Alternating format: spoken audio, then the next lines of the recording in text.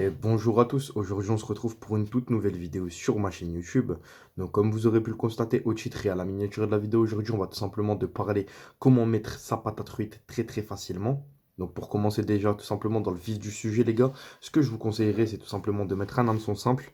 Je vois beaucoup de pêcheurs utiliser des hameçons avec tout simplement des agrafes ou ici des ressorts. Je vous conseille fortement d'utiliser ce genre d'hameçon parce que tout simplement, oui c'est vrai que la patte tient un peu plus dessus, mais tendance qu'on a des touches et que la truite sans la pression ou sans quelque chose en faire dans sa bouche, ben, recrache directement la pâte. Un hameçon de douce quand la pêche est compliquée ou un hameçon de 10, franchement, c'est ce que je vous conseille. Par contre, là, franchement, je vous préviens, le bading est vraiment très court. C'est un bading de même pas 20 cm.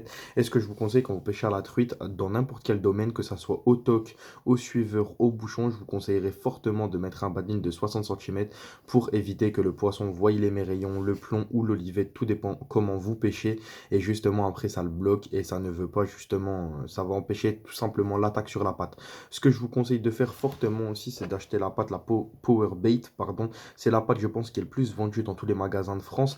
Donc, qu'il soit Terreo, les appâts de l'Artois, qu'il soit tout simplement Decathlon, ou même le commerce dans les étangs à truite dans lesquels vous allez pêcher, je pense tout simplement que c'est de la Power Bait. Donc là, je prends de la pâte marron. La couleur, les gars, n'a strictement rien à voir dans ce type de vidéo. C'est juste il y a quelques jours j'ai pêché la marron, marchait très bien. Donc ce que je vous conseille de faire, tout simplement, vous prenez tout simplement une petite boule de pâte. Ça sert strictement à rien d'en mettre beaucoup. En fait, plus vous allez en mettre, forcément vous allez avoir un peu plus de touches. Mais pour des truites portions de 450 grammes, 500 grammes, et ben c'est très dur tout simplement à les faire gober. Parce qu'elles vont le prendre une fois, elles vont le recracher et à la fin votre pâte vous allez devoir la refaire. Si la pêche est franchement très dure, je vous conseille de mettre une petite boulette de pâte, ça suffit largement. Mettez une petite boulette de pâte. Vous la mettez ici, là, tout simplement, sur le plat de votre main. Vous faites une boule.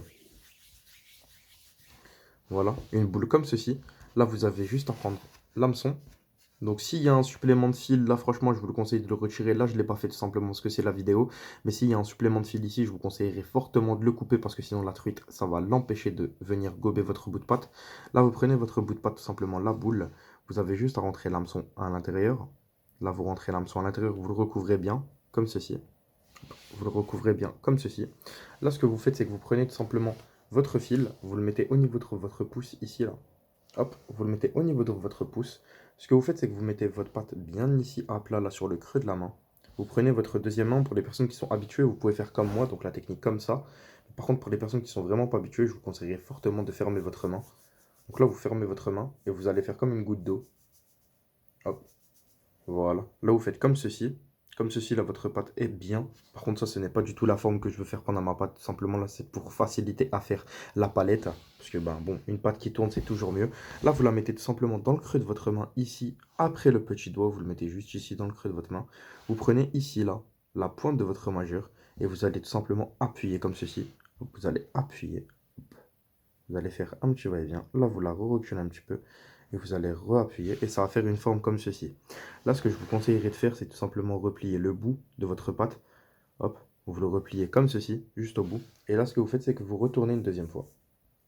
Après ceci, comme vous avez retourné une deuxième fois, je vous conseillerais tout simplement de prendre l'extrémité de votre pâte, appuyer, hop, et la faire revenir vers l'extérieur pour que ça fasse une forme comme ceci.